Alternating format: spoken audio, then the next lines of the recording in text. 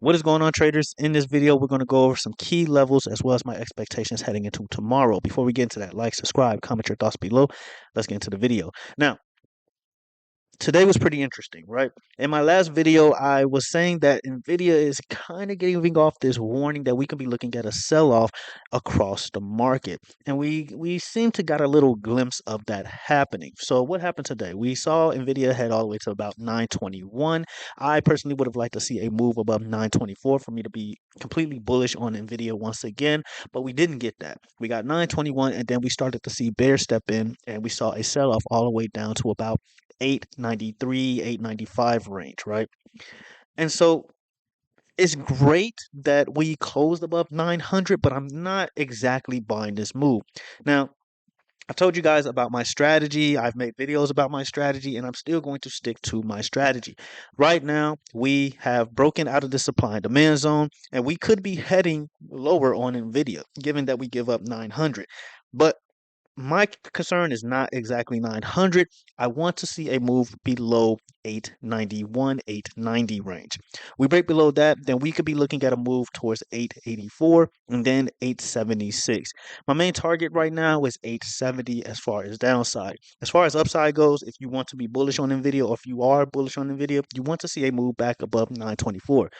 Or you at least get rid of these sellers here. And I've tell you guys in multiple videos that wicks tell you where sellers and buyers are. And right now we have sellers in this candle right here. Hopefully you guys can see that. Let's zoom in. Right here. We want to stop these guys out of their position. We get above these guys, we stop them out their position, then we could be looking at a move back towards 950, 946 range on NVIDIA. So be on the lookout for that. But right now, following my strategy, I have to say that NVIDIA could be looking at more downside. And as you guys can see today, we saw a little glimpse of a sell-off. And if you don't believe, me, or think that I follow my own rules or I follow my own strategy, I even alerted a trade on NVIDIA in the Discord. So right here, where is it? So right here, I alerted NVIDIA puts, 830 puts, let them know that it's risky. We take profit at around 40%, and my price target is 823. We go down and made a good amount of profit on this trade. We got in at around 916, and immediately after that, NVIDIA immediately started to plummet. So do I think this move is going to continue? We give up 900 once again, then I do think this move will continue further down. 900 boys, keep fighting for 900. I mean, that's clear as day. We keep fighting for 900.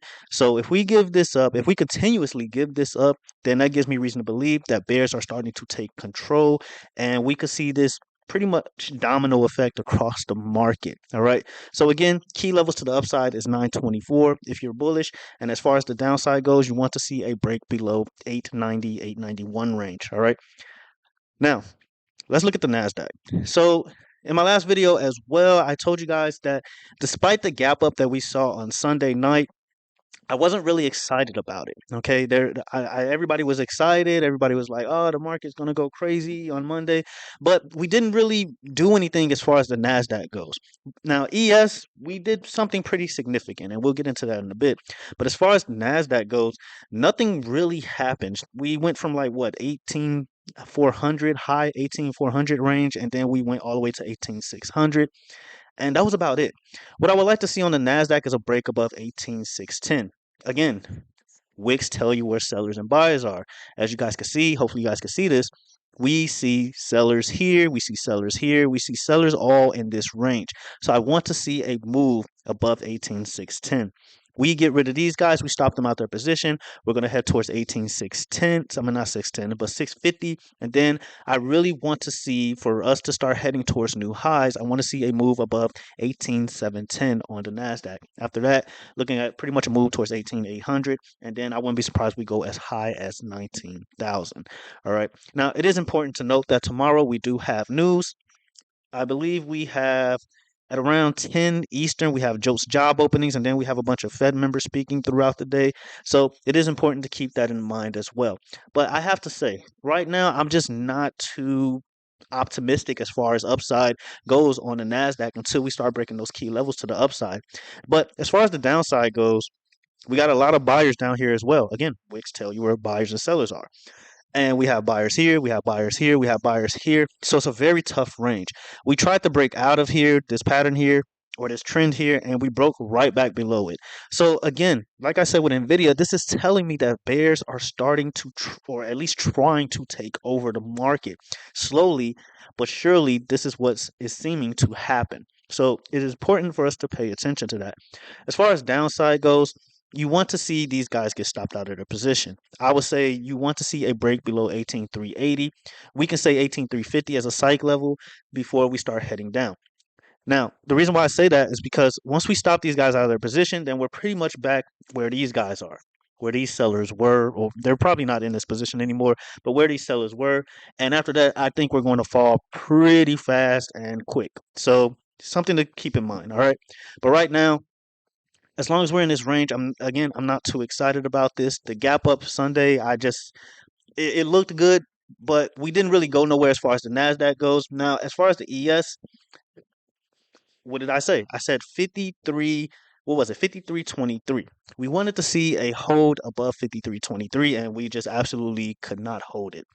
And I'm not surprised by that, really. I'm just really not, because the NASDAQ, again, the NASDAQ is pretty much the reason why the market has been reaching these highs. Tech sector and as a whole is the reason why the market just continues to climb. And if the NASDAQ is not making moves, I really don't care too much about what ES or, the SPY is doing in general if NASDAQ is not bagging those moves up, right? So again, we wanted to see a hold above 53.23. We failed to do that. As far as upside goes, I think it's clear 53.23. You want to see a hold above that, and then you want to break above 53.31 range. All right, 53.31, 53.33.5. We'll say 53.35 just to be safe. Okay, that will be our psych level, and if we break and hold above that, then chances are we're going to be in price discovery mode, and then we'll start heading towards 53.50, so on and so forth. But as you guys can see, we broke below some key levels here. We broke below 5300. We broke below this trend here. As you guys can see, it's all connected. I don't make these things up. It's connected here, connected here, connected here. So all across the board, we're connected. And we seem to have broke this trend. Now, I've told you guys about this tool before. Our projection tool, we use our projection tool and we map this out. We can be heading as low as 52.50. Okay, 52.50. I would say 52.56 is your key level here. If we break below 52.50, then there is very much room for concern. But if we break below 52.39, I would have to say it's time to start running for the hills. Chances are we're going to be looking at some type of small correction, if not anything. All right. So be on the lookout for those key levels. Right now, we're pretty safe, but again, you see it here. We broke below 53.23. We've failed to hold above 5300. And right now, we broke below this trend that's been holding us, or we're constantly been bouncing off this trend over and over, as you guys can see. And it's not that we're just bouncing off the trend. Buyers are stepping in strong. Okay, again, wicks tell you where buyers and sellers are. Buyers have been stepping in strong here, here. Every time we hit this trend, buyers come in very strong. Buyers here, so on and so forth. And again, like I said with the NASDAQ and NVIDIA, it looks like bears are slowly trying to take over the market. I mean, what else do you need here? Okay. Now, that's not me saying I'm completely bearish or anything. That's just more so me saying that we have to be cautious here. I think NVIDIA, again, like I said in the last video, is giving us our warning. It's letting us know that something is coming. Okay, something is coming. I don't know if it's going to be a good thing. I don't know if it's going to be a bad thing. But right now, the way these bears are slowly taking over across the market, something is going on here, guys. So again, key levels here. All right, as far as upside, you want to see a break, a hold above 5300. Okay, which is your psych level. After that, 53.23, then 53.33.5. We'll say 53.35 to be on the safe side.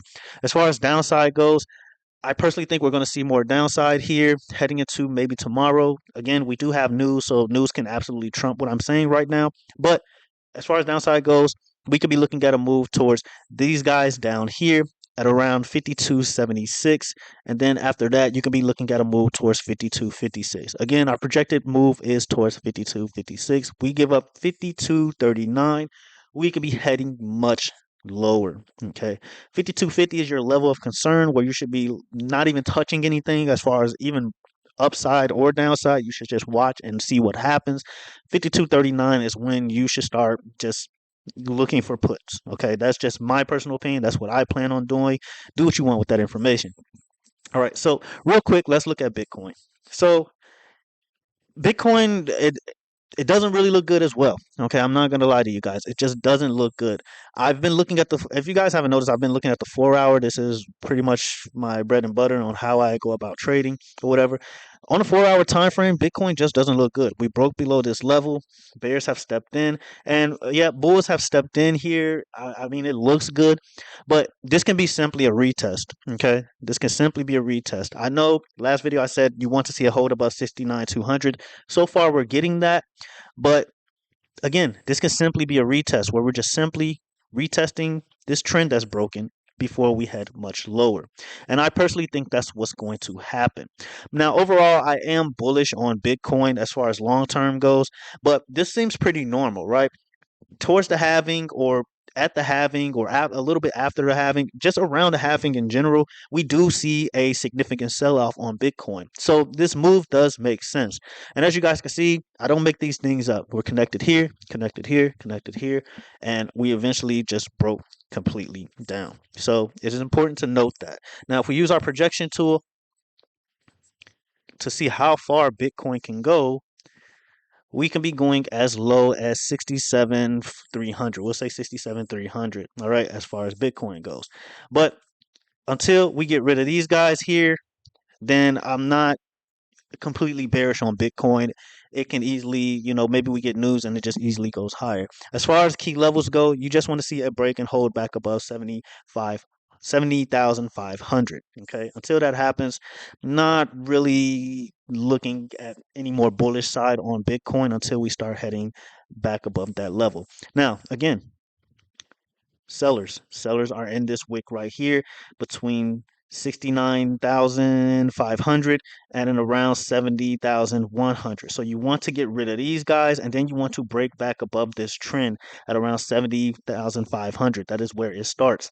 Until that happens, not really looking too deep into Bitcoin as far as upside. Right now, it looks like it wants to head lower. That's my personal opinion. Do what you want with that information. Now, looking at the SPY. Now, the SPY, which is essentially the ES, right? It is really hard to gauge right now. There's not much going on here as far as the SPY goes. I mean, we're pretty much consolidating. The ES pretty much gives you a much better story on what's potentially going to happen, which looks like it's going to be maybe more downside right now. But as far as the SPY goes, I mean, we're still holding key levels here. And it's pretty annoying. I mean, the overall market has been pretty annoying lately. We go up and then that move just completely disappears, or we go down and then that move completely disappears. Buyers step in or bears step in, and then we're right back to where we started. And really, no one wins at the end of the day, right? So this is pretty annoying. So it looks like we're just waiting on news overall to decide what's going to happen as far as the next direction. But it looks like bears are just slowly starting to creep in. I mean, we're starting to get bigger bearish candles. We're starting to see significant bearish movements. We're starting to slowly crumble these key levels, such as the NASDAQ. We're slowly crumbling below 18,500. We're slowly breaking down these levels over and over and over. And you see it with NVDA. We're constantly breaking below 900, and buyers are constantly trying to fight for these levels. But as far as SPY goes, key levels you want to see to hold here is pretty much 520. I mean, it's straightforward, right? Like that, right? 520. You give up 520, then you're pretty much heading back below towards this supply and demand zone, which is around 517.8. You break below this, then there is room for concern. Then you're looking at 515. Okay, so it's a very tight range in this area. But again, that just shows that bears are slowly creeping in. If we constantly are crumbling or breaking these levels back and forth over and over, then that leaves room for concern. Okay, that does leave room for concern. We're constantly just giving up these levels, 517 or not 517, but 522. We're constantly fighting over this level here. We're constantly fighting back and forth, and we keep breaking it down over and over. What does that tell us? That tells us that we're making these levels more weak. more easier to break down. That's what it tells me. It doesn't tell me that necessarily bulls are just fighting back and they're bulls are very strong. It's really telling me that we're constantly just punching at these levels and we're probably making them weak or weakening them for a bigger move to the downside. All right. Now, it's important to know that if you paid attention to all my videos, 98% of the time I've been bullish. Okay. So if you start seeing me or hearing me start speaking in bearish terms, is it really a surprise? Eventually, we will see some type of dip in the market. When that happens, I don't know. But right now, it looks like it could come very soon. So, overall point here, be cautious, guys. Be very cautious. Again, 520 is your key level here. Then you're looking at 517.8 and then 515. Also, we are in a trade on the SPY, I believe. Yeah. So we're in a 508 puts for April 19th on the SPY. We got in at around 522.3. So not too crazy about this play right now. I mean, not as far as profit goes, we're not crazy about the play. So we'll see what happens. But I'm basing this trade off the ES, plain and simple. That's what I'm basing this trade off of. I'm not necessarily basing this trade off the SPY. I'm basing it off what I'm seeing on the ES, and it doesn't look too good. It looks like we're going to potentially see more downside as far as the SPY goes. As far as upside goes, 525. Okay, it's plain and simple. You want to see a break and hold above 525. We've been fighting that level over and over. If we hit 525, if we get rid of these guys, which is really 526, but I'm going to say 525. Once we get back above 525, I think we're just going to head towards 527 and then 530. Tops, I'm looking at about 532. Okay. Could he go higher? Absolutely. But that's what I'm looking at because at that point, we'll just be in price discovery mode. So I'm not going to call out any random levels at that point. We'll just go with our psych levels. All right. Triple Qs. So triple Qs is probably the most annoying thing right now. This is just hideous. Okay, we're stuck in between two supply and demand zones on the 4 hour time frame. This is just hideous. We're not really going anywhere. That tells me that the market is waiting on news. That's all we're waiting on. We're just waiting on news to happen. This is terrible. Okay, so there's not much to go over here. Okay, once we break below this, if we break below this supply and demand zone at around 440, I would say 439. You break below 439, then you're heading towards 436. After that, 433. Okay, you break below 433, then yeah, all hell's gonna break loose. Okay, as far as upside goes, um, 447 is a decent level, but me personally, we'll still be in the supply and demand zone, so I'm not really caring about 447. If we break above 449.3, I would say 450 since that's our psych level, then we are definitely going to head higher. We're going to be looking at around 455, 460, so on and so forth, which is our psych levels. But right now, there's not much to go over here as far as the triple Qs. It's clear as day that Bears and Bulls are just keeping it here because maybe we're waiting on news. That's most likely the case. We're just waiting on news. Okay. What news we're waiting on, I have no clue. It can be tomorrow's news, it could be Thursday's news. I don't know. It could be waiting on Jerome Powell to speak. We don't know. But right now, it's clear as day that we're holding here. And the fact that we created two supply demand zones so close to each other just tells me historically that we're just waiting on news. Plain and simple. Lastly, let's go over Tesla. I'm still bearish on Tesla. I don't care. I'm still bearish on Tesla.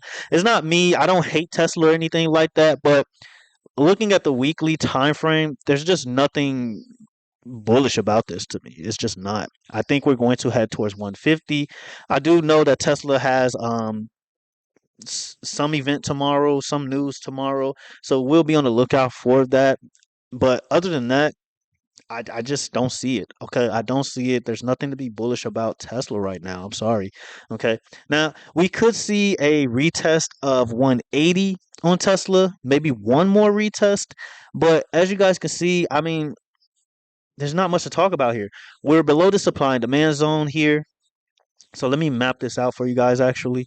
So what I mean is we could see one more retest of 180. Maybe we go as high as 185, which is at the top of the supply and demand zone before we head lower. Okay, and then we potentially head towards 150.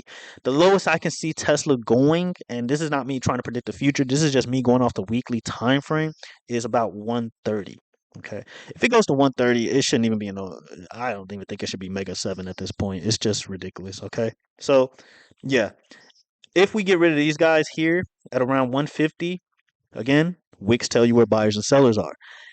If we get rid of these guys here, right, it can get, if we get rid of these guys on a weekly time frame, as you guys can see, there is nothing else below 150 but pain. Okay, we will plummet fast. Okay, if we just so happen to close and stop these guys out here. Okay, so 150, 150 is your key level. Will it go there? I personally think so. I could be wrong, but again, Tesla's just not showing me any signs of real life. I mean, sure, it goes up here and there, but it's not breaking any important levels to in my opinion. It's not doing anything significant. We get some we get some upside, and that's about it. It's not breaking key levels. I would like to see Tesla get back above 185. After that, I'm personally looking at 190 and then 194. Once again, we'll have to deal with 194 once again. We get above 194, then you're looking at 196, which is a tight range, and then obviously you're looking at 200 at that point. Again, Tesla Tesla just has to show me something. Tomorrow it has that news event. I forgot what it is. I don't know. They talk about it in Discord. But anyway, I just haven't been paying attention to Tesla. I'm just gonna be honest with you guys. So again, I think if Tesla, okay, so simple as this. I even said this in the Discord. Let's go here. I said if Tesla breaks and holds this trend on the 4 hour, I'll be looking for puts. Right here. If it breaks this, which is right here, if it gets below this trend, if we get a candle below this trend, let's get rid of this so I can map it out for you guys. And I think this news tomorrow that's going to happen, it's deliveries, right? I don't know why I couldn't think of that, but deliveries. If it breaks below this trend, we get a break and retest. I'm going to get puts, and I'm looking at 150 on Tesla. That's just me. Do what you want with that information. I still think Tesla may see one more retest to the upside, but overall, until it start breaking those key levels that I mentioned, until it gets out of this above the supply and demand zone here, and the reason why the supply and demand zone is so important.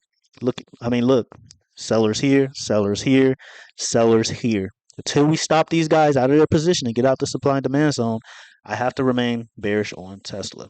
So hopefully, I'm sure I got the point across, but hopefully you guys get it. Hopefully you guys got something out this video. If you want access to my Discord link is in the description below. We go over stocks, we do crypto, we do Forex. I did another signal on Bitcoin actually. I did a sell signal on Bitcoin. Both targets hit. So did a sell signal at around 69,200. We took profit at 68,800 and 68,500. It hit both those targets pretty fast. So yeah, another win on a Bitcoin trade. And that's about it. So hopefully you guys got something from this video. Comment your thoughts below whether you agree or disagree. And until the next video, traders, have a good one.